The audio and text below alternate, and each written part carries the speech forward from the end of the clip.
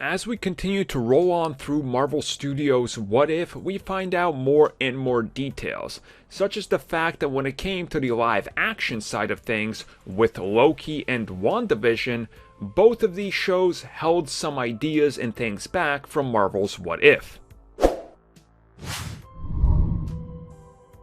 Marvel Studios was like, hey creators of Marvel's What If, go wild, come up with crazy ideas, we want to hear it all. But we don't like that one, you can't do that, don't use that, don't do that. Oh, we're also doing that in a movie, that's going into a TV series, that we might explore in the future, don't touch that, and yeah, probably get rid of that. Okay. That's sort of how it went. That's sort of how it went. Maybe a little exaggerated, a little, but as it turns out, that's sort of what happened.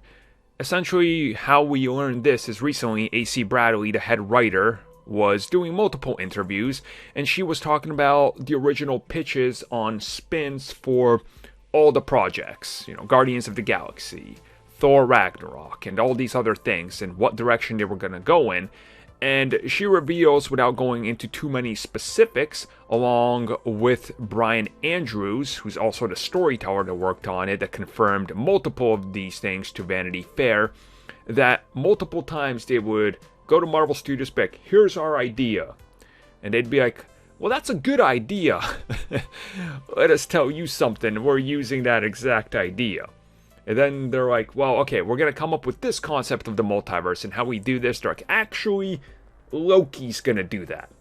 Okay, well, how about the WandaVision's going to do that? Okay, how about, actually, that's going to Thor. Okay, so what can we do? They're like, why don't you just take these stories over here and just safely retell them?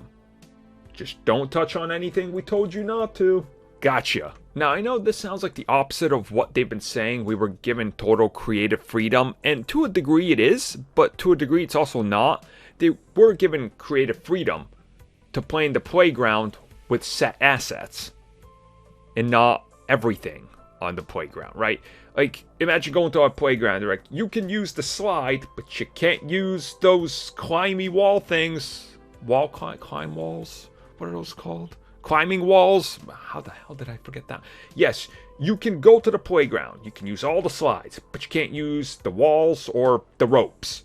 Oh, okay. Why? Well, somebody else is going to use that. But you can still use the entire park, just not those. So I'm limited to the slides? Yeah, you are. Yeah. That's kind of what happened here. They were like, you got some creative freedom, which honestly, I think it works for what they're doing with the first season of What If. And the more they explore the multiverse, specifically after Multiverse of Madness, I think we can all tell that they're going to go way more insane. But they have to be reserved at the beginning because it's a concept that you have to sell to basic people that don't read the comics. Once you get them used to it, then you expand it. Then you can be like, go, now you can use the rock climbing walls and the ropes. Because you probably won't hurt yourself on them. My analogies just seem to be getting worse and worse these days. Damn, I lost my touch. Guess Stan Bush was wrong on that one. I do not have the touch. Some of you will get that reference.